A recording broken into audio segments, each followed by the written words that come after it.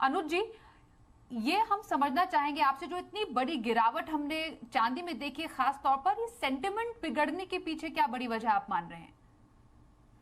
देखिए स्वाति जी, इसके पीछे सेंटिमेंट जो है वो डिमांड का काफी रोल प्ले किया है। अगर आप इसको कंपेयर करेंगे बेस मेटल से, क्योंकि जो सिल्वर है वो एक बेस मेटल का भी रोल प्ले करती है, तो उसकी वजह से जो डिमांड है वो इम्पैक्ट रही है, और उसकी वजह से हमने देखा है कि सिल्वर के प्राइसेस में भी गिरावट देखने को मिली। अगर आप इसको कंपेयर करेंगे बेस मेटल से, कॉपर या एल्यूमिनियम से, तो वहां भी हमने कंटिन्यूस गिरावट का ट्रेंड बनते हुए देखा है। तो अगर आप देखेंगे सिल्वर ने जहां इस साल करीबन 72,770 के आसपास का हाई बनाया था, अभी हम देखें तो करीबन 63,000 है। इवन अपने हाई से करीबन हम देखें तो 10,000 रुपये करेक्ट हो चुका है, और अभी करीबन 8% से ज्यादा की गिरावट हम सिल्वर में देख रहे हैं 2023 के स्टार्टिंग से लेकर अभी तक। तो एक सेंटीमेंट जो नेगेटिव हुआ है वो एक हाइयर लेवल पर जो डिमांड है वो कम होने की वजह से है।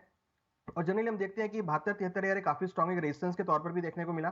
फिजिकल जो डिमांड थी वो बिल्कुल खत्म होती हुई दिखाई दी, क्योंकि कहीं ना कहीं जो डिमांड थी, अभी कोई ऐसा कोई फेस्टिवल सीजन या मैरिज सीजन नहीं है जिसकी वजह से हम यहाँ पर डिमांड देखें। तो डिमांड पर जनरली हम देखते हैं कि गोल्ड का प्राइस चलता है, और जिस तरीके से डॉलर जो है वो नीचे 100 का लो बना के ऊपर में 105 के आसपास आया है, वो एक अगेन एक नया एक सपोर्ट फैक्टर रहा, जिसकी वजह से हमने देखा कि गोल्ड सिल्वर का प्राइस नीचे आता हुआ दिखाई दिया। तीसरा कि जो यूएस के डेटा आ रहे हैं, और उसकी वजह से फेडरल बैंक अभी भी हॉकिश है इंटरेस्ट रेट बढ़ाने के लिए, तो उसका भी इम्पैक्ट हमने बुलियंस पे रहा। तो हमने देखा कि दो या तीन जो फैक्टर हैं ये थोड़े से रोल प्ले कर रहे हैं नेगेटिवली। हालांकि अगर हम एक सपोर्ट साइड जाएं, तो हमारा मानना है कि सेंट्रल बैंक की जो खरीदारी है वो यहाँ पे रहेगी।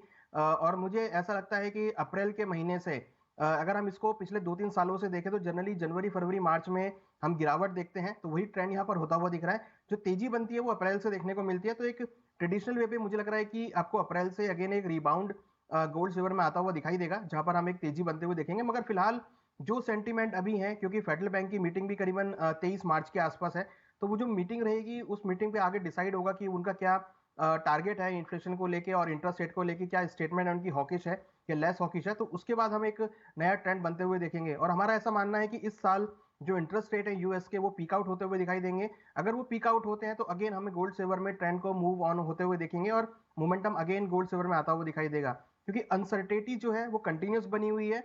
और मुझे लगता है कि इस अनसर्टेनिटी की वजह से गोल्ड सिल्वर को लंबी अवधि में एक अच्छा खासा सपोर्ट रहेगा। हम्म।